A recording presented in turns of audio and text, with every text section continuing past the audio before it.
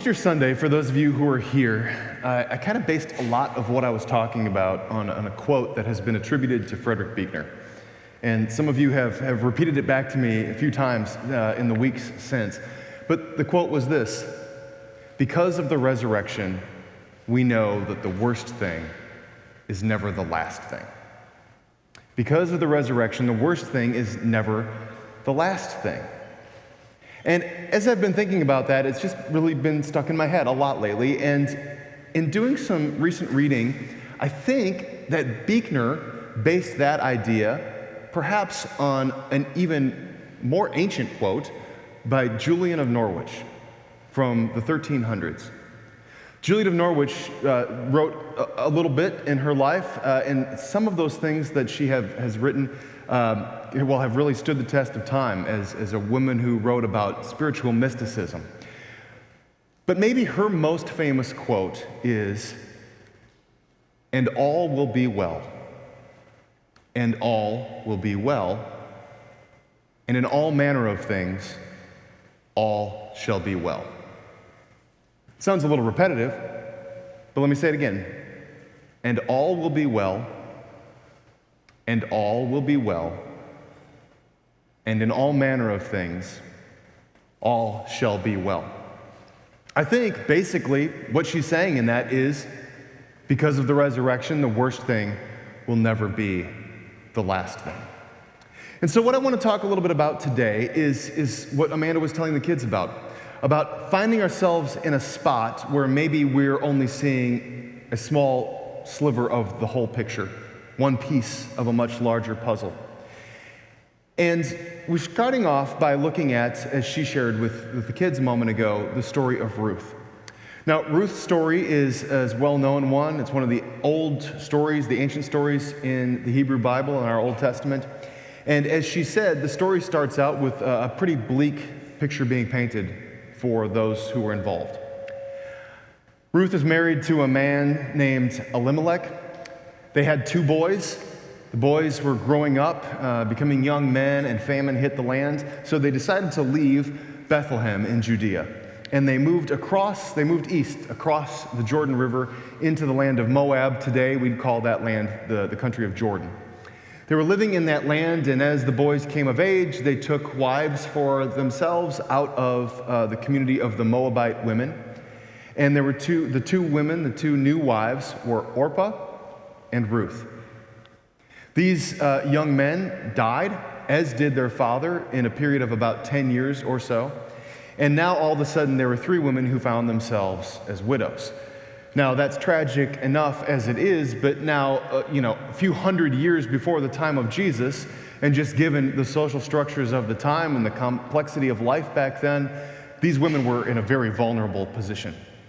Because what we know in ancient Judaism is if someone were to find themselves a widow, they would then marry their brother-in-law, or maybe their father-in-law, or a next of kin male in the family. But there was nobody left, and they were strangers in a foreign land. And so Naomi looks at her 2 daughters-in-law, and she says, "You know what, guys? The best course of action here is really for you guys just to go back to the communities you came from. Go back to your hometowns, your home villages. Go live with your families of origin. Settle down again. Maybe there will be a future with a family for you, but maybe not. But at least you won't be tagging along with me. We have nothing. We're in a time of famine. We now are on our own." Orpah kisses Naomi on the cheek, which is a sign that says, "Thank you, I'll accept that invitation." And she turns and heads back to her hometown. Ruth, on the other hand, looks at her and says what Amanda just read to us, but I'll read to you now from the scriptures. "But Ruth said, 'Do not press me to leave you, or to turn your back from following you. Where you go, I will go. Where you lodge, I will lodge. Your people shall be my people, and my God, and your God my God. Where you die, I will die. There will I be buried. May the Lord do thus and so to me, and more as well, even if even death parts me from you. The word of God for the people of God. Thanks be to God. Took a tremendous amount of courage, I think, for Ruth to do that. I also believe that she found herself without a whole lot of options. But the part I think that the takeaway of this story, of course, is that Ruth already has enough faith in the God that she has now inherited by marrying into a Jewish family. And she turns her trust to that God and makes that pledge to her mother-in-law. She's probably already at this point made a pledge in marriage to her late husband. She's made a pledge to enter into the practice of Judaism and be an adherent of that faith. And then finally, now she makes an additional covenant with her mother-in-law, saying, I'm with you. We're in this together. It's a till death do us part, but from mother to daughter-in-law. And it's also a story about trusting in God, not being able to see the full picture, only having one small piece of the puzzle, and saying, I'm still putting my faith and my trust in this process, in your God, in my God. Your story will be my story. This is our collective experience. So Ruth really engages in something that's pretty high risk, but with a great deal of trust and unbelievable faith. And she goes ahead, and the story leads to one of joy and redemption, of course, by the time it reaches its conclusion a few chapters later. Ruth stands to us as one of the mothers of the faith, a mother who will become the mother a few generations of a boy named David who grows to be the king and the most beloved king in Israel's history. But I want to also talk to you about another woman whose life, I think, mirrors Ruth's in some way, although I don't know how often that comparison has been drawn. I was reading not too long ago a nice, really a whole article on Julian of Norwich, the woman whose quote I shared with you just a moment ago. You may know her name, Julian of Norwich, just because she is someone who is talked about fairly often within sort of spiritual circles within Christianity, and particularly, as I said before, around Christian mysticism.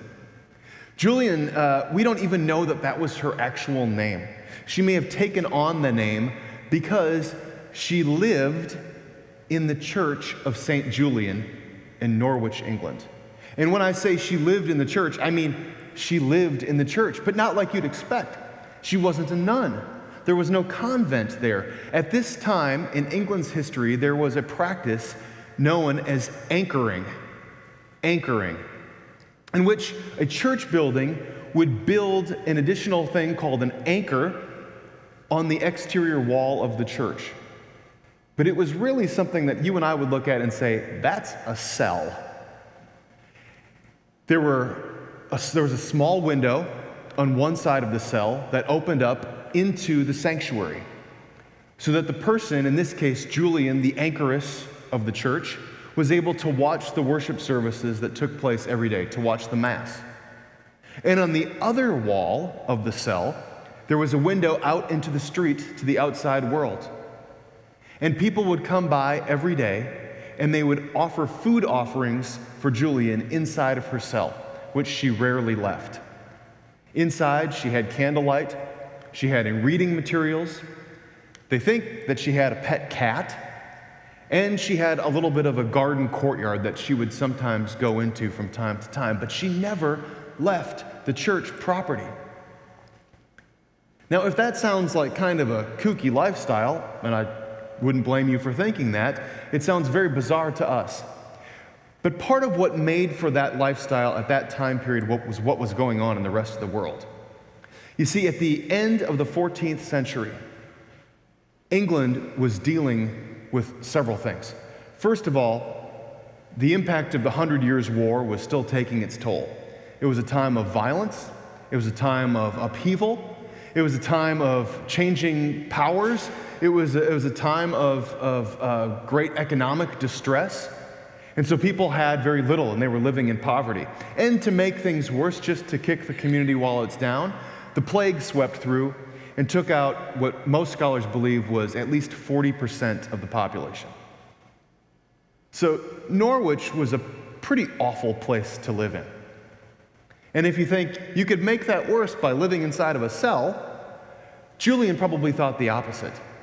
You see, much like Ruth, we believe that all of her relatives died because of the plague. There was no one left for her. There was no more of a family safety net. There was no one to go home to. There was no one to share her life with in the way that many of us have done. And so instead, Julian said, my calling from God is to live as an anchoress, where I can worship God constantly, where I can be in prayer for God constantly, where I can turn my attention to the world outside this wall by having people who come by the window and they will ask me to pray for them or to pray for their loved ones, and I will be able to perform that service. I'll be able to give them advice and offer them counsel, and to be a friend to them, to be someone like an intercessor between God and heaven and them on these filthy streets of our community. And so she saw this role as one that God had called her to. And she was anything but miserable. She thrived in this role. And people claimed to trust her greatly. And because she was a woman, she was maybe exempt from some of the other roles that she might have otherwise been called to. She might have been called to become a priest. She might have been a nun if the opportunity made itself available. But for whatever reason, this is where she believed that God was calling her to serve. Now, in those days, turned months, turned years of living as an anchoress and praying for the community and each one of the passersby and in the daily worship and in the study of the scripture and reading everything she could get her hands on, she did something that was expressly forbidden. She picked up a quill and began to write. And she began to write about the things that she received in prayers and in visions. When she was a teenager, she had a near-death experience in which she believed that she saw the crucifixion of Jesus firsthand. And in her writings, she explained these events in great detail that was amazing for anybody who would read that following this time. The thing is that women were not allowed to write, and women were certainly not allowed to write anything about religious expression, but Julian did it anyway because she couldn't help herself. In fact, some believe that she would have been executed for the crime of choosing to write down these reflections. And somebody must have come by the window of the cell of the anchor, and she passed her writings out of them. And it must have been a group of local nuns who read it and cherished these writings. And then it made it across the English Channel, and they were later preserved and found within the collection of a convent of some French nuns who read Julian's writings and really resonated with them because they spoke to the kind of religious passion that they felt in their own spiritual belonging. And in these writings, Julian said a few really fascinating things. One is, well, first of all, because she did this and because it was illegal, many scholars believe that Julian of Norwich was the first woman to ever write a book in English, which is a great little trivia fact for you that will never come up again, but it's a good thing to know. The other thing that one of the things that she talked about in these writings is she talked about this mothering language for the Trinity. And while that even in our time set some people off, she said, how can we not think of God in some ways as mother? The God who gave birth to creation, how could we not see a mothering instinct in our Creator? Or how can Jesus Christ, who birthed within us new opportunity in a second life in resurrection, be not seen in some ways as a spiritual mother to us? And so she goes on about this, and she was really a pioneer in those kinds of thoughts. Another thing that she talked about was that quote that I said earlier, and all shall be well, and all will be well, and in all manner of things all will be well. But one of the other things that she mentioned, and this one really stood out to me when I was reading this article just this last week, Julian of Norwich had this fascinating theological idea that sin isn't inherently a bad thing. Now that needs a little bit more explanation. But she said sin isn't in and of itself a bad thing. Because Julian, as the quote that I shared with you sort of typifies, and as Amanda was talking about, sees that everything is part of a much larger picture that we don't get to see the full and complete version. We only can see a piece of it. And so sin for us is an opportunity for learning. It's a stop along the way. It's a part of the overall progression of things. And as I was reading more about this, I thought about all of those motivational speakers and coaches who would say, failure is only a problem if you don't grow from it, if you don't learn from it. And that's how she approached the idea of sin. Sin only becomes a thing that really holds us back if we fail to move on from it. Or, as we were talking about a couple of weeks ago, doubt in and of itself isn't a bad thing. The problem is when we stay in the place of doubt and never move beyond it. Julian talks about sin in that kind of a way.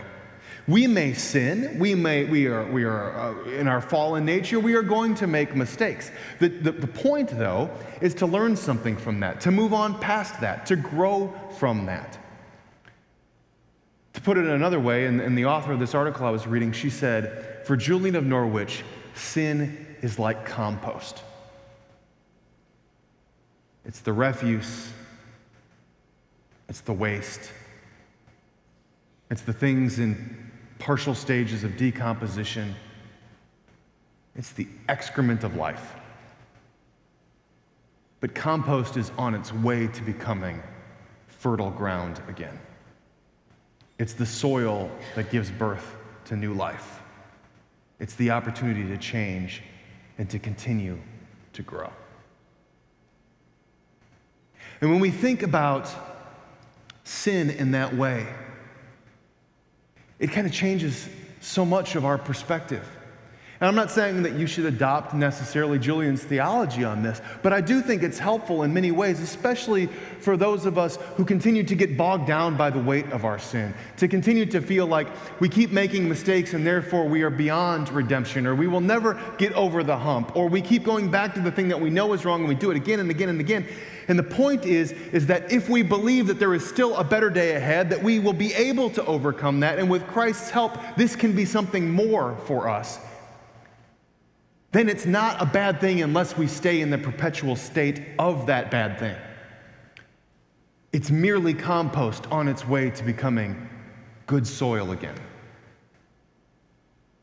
Many of us need to re-examine our lives, and we need to look at the mistakes that we've made, or the guilt that we continue to harbor, or the things that are holding us back, and we need to look to the advice of someone who lived her faith so devotedly to God that she chained herself to the church and said, my role is to serve as one who communicates between God and the people, and I will be in constant prayer for them. And part of that understanding meant that no one was beyond redemption.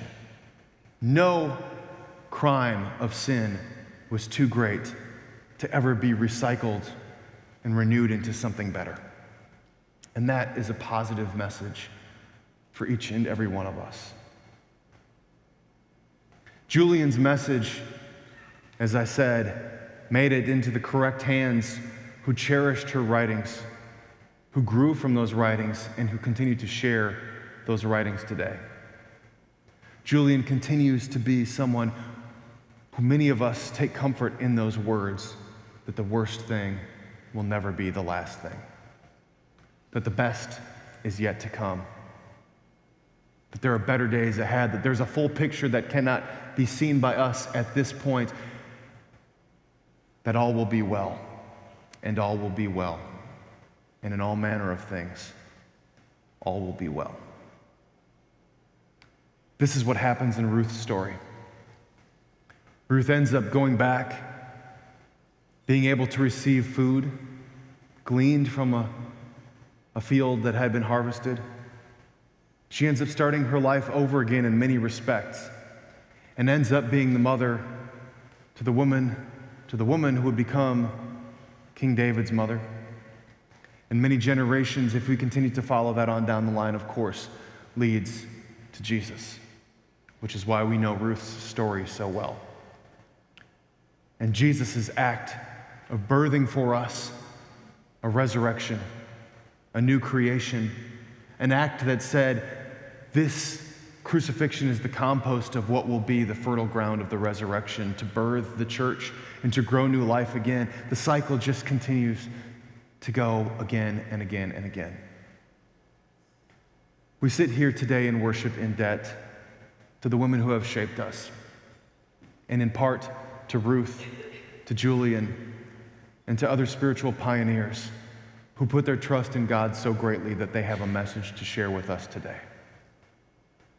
So as we continue to worship, as we face the week to come, whatever the circumstances in your life, remember these trusted words, that because of our faith, because of Jesus Christ, all will be well, and all will be well, and in all manner of things, all will be well.